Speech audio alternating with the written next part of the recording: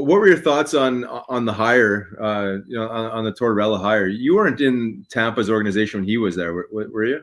Yeah, I was. I didn't really play for him. I am like black ace shit. I did some practices and stuff, but nothing like a season under him or anything. But like tons of camps. Like from the time I was drafted to I got traded to the Leafs, I was doing training camps with Torts, man, and he's intense and he's old school, but I do think he's fair. And it's just like for some reason when he left Vancouver, I was like, that's it for Torts. Like, that's it. There's not a chance that old dinosaur is gonna get hired to coach these millennials and these Gen Z fucking kids these days. There's no way that would work. But he's managed to adapt well enough to stay in front of it and to keep a job and to keep relating to teams. And I didn't mind it. I like Tortorella and the Flyers together is kind of cool. They like that intense style of play, and the town would like him. He was hoping that the players would respond to him. And then I think at the beginning of the year, this like promo video, but like his speech at the beginning of the year, and I was like fucking ready to run through a wall for him, Yeah. You're back now. Yeah. So that's probably why they had that hot start. Maybe he needs to go do one of those again, but maybe they're all just scared of him now. Who knows what happens? But I definitely think that style of coaching is, he's one of the rare ones that's still kicking around, like the Keenans and that kind of thing, like see you later. And then now it's kind of more of that, the Keefe and the John Cooper and those kind of guys who are, don't rule through scare tactics or intimidation or any of that kind of thing. And I think these younger kids relate to that more, obviously, because they're such pussies, actually. But they're a little softer generation. Let's be honest, boys. I think our audience would agree.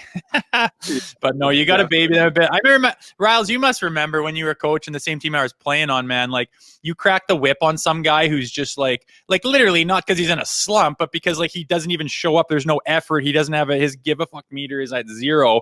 And you crack the whip on him and say, hey, like, we got to be better. Like, we got to wake up. Time's ticking here. Let's go, baby. Like, you're better than this. I know you are. Let's go. And instead of being like, fuck, I know I got to wake up, they just go into a shell and sit on their phone in the corner. And I'm going to pout until someone asks me what's wrong. It's like, my God, man, imagine dealing with that stuff now is a lot more difficult. I don't think those old school guys have any relate to that at all. So you got to bring in the players, coaches, I guess. Yeah, no, I agree. Yeah, the guys would cower pretty quickly. Just you said to go into a shell. I did hear Torts talking. I think it was on Spit and Tricklets, talking about how he's had to evolve, like as you're be forced to be able to stay in the league right now. But being more of an open door kind of guy. Where I think maybe in the back in the day it was still that old school. You don't really talk to the coach. I think now you're talking about Keefe and some Cooper. It sounds like the communication is there, right? These coaches like absolutely communicate with their players. There's none of this like hierarchy, dictator type of setup. But it sounds like he's obviously evolved, right? I mean, you have to, but it's necessary to play the game now, to be part of the game, coach the game now. Yeah, I think so. They kind of like treat, like I don't know. I've said before, like back in the day, they'd like scream and yell at you and bag skate you and threaten you to get you to like respond or whatever. And now that doesn't work. It's more like relate to you and care about you and invest, emotionally or just treat you as a person instead of just a body. And that seems to work. I get it. And like some of the old schools, like Tim Hunter, he used to be like, you guys and your Red Bull, what do you need to get up for the game and all this shit? I'm like, you guys were smoking darts in between periods and leather skates that you hardly had to break stride. You know how hard it is to keep up to Connor McDavid? I think a Red Bull once in a fucking while is probably warranted.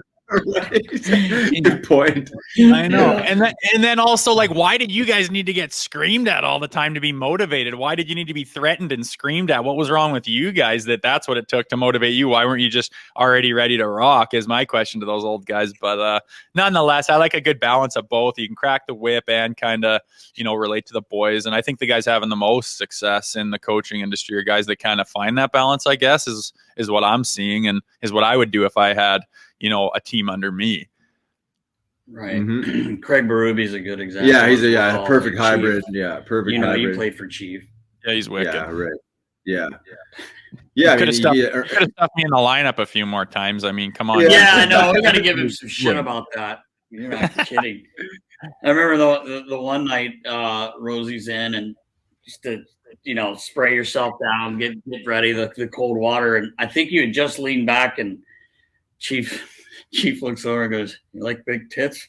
And Rosie's like taking his, and he like turns around and looks and he's like, "Ah, yeah." It's right after the anthem, right. He was like, he really does say that to you a lot.